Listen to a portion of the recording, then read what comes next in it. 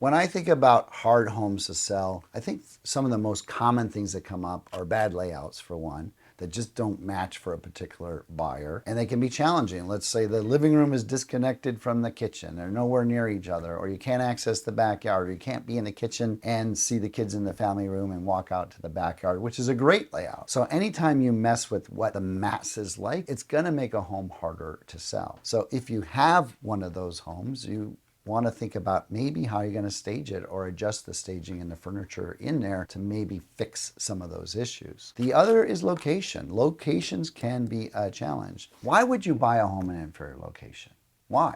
The reason you do it is because you're saving money. Maybe you want to move into a specific city because of the school district, and the only way is you buy it on that busy street because that's the only one you can afford. Is it wrong to buy on a busy street? No, not when getting into the school district is much more important than whether you live on the best street in town that you can't afford to buy. But what I caution buyers and sellers is just remember that that location will sell for less. So if you see the exact same house 3 blocks away selling for more, it's because it's in a great location. If you buy it and get a good deal because it's in a tough location, just remember when you go and sell, you're not going to get as much as Sally did 4 blocks away. The other thing, especially in Southern California, it's jammed up in here. And so some of the most important things is parking and a place to store stuff. So the less parking ability you have, the less area for storage, those can be challenges, but maybe you give up parking because you can look at the beautiful blue ocean and maybe it's worth it. The hard to sell homes, whether it's condition, location, parking, all the things that we talked about. But what if you own one of those? What do? Sometimes pouring into what's wrong with the home in the right positive light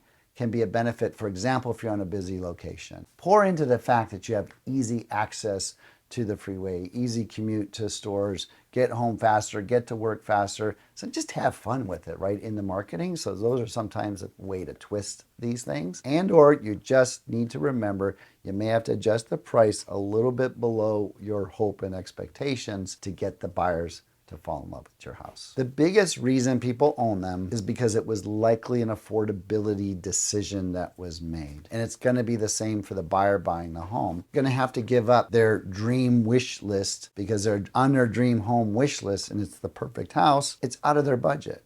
But something becomes so important to them, whether it's just owning a home, being in a certain neighborhood, being in a certain city, being in a certain school district, whatever it is for that homeowner, that becomes paramount to the, we'll call it the issues that home may have. So choose what's paramount to you. What is the most important thing when you own a home? If it's perfect everything and you can afford anything, then focus on what's perfect for you. If it's being in a certain neighborhood and that's more important than the perfect layout, then let that be your decision choice.